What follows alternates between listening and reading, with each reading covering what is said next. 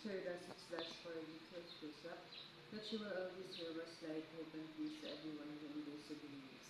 Let us pray to the Lord. Ready our prayers. For all the anointed bishops, priests, and members of the Church of the Living God, preserve her and her people. Let the Holy Spirit fill their hearts to make them and them depart from wrongdoing love, to the mission of living sacrifice to the Almighty Father, during their daily masses, and all other spiritual rituals. Let us pray to the Lord. Lord, our prayers.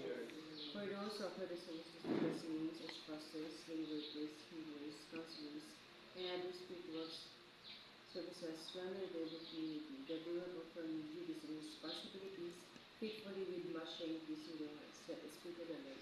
Lord, our prayers. To our beloved President Ferdinand Bongbong Marcos Jr. and to all the leaders of the nations, that they will be guided by the Holy Spirit in the exercise of the duties in leading all people to prosperity. For in love of God, let us pray to the Lord. Lord, our prayers. For the worldwide peace, understanding among nations, unity and understanding of mothers' congregation, enlightenment of people who are still in the darkness, to surrender themselves to God. Let us pray to the Lord. Lord, our prayers. For all the poor souls in purgatory and all the abandoned souls of the whole world, that they will be released from their sufferings, be lifted in the eyes of the living God's kingdom. Let us pray to the Lord. Lord, our prayers.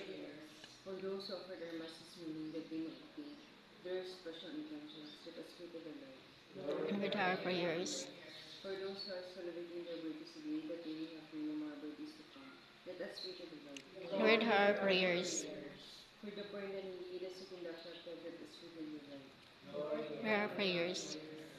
For those who are traveling, that they may have a safe journey, let us pray to the Lord. Lord, our prayers.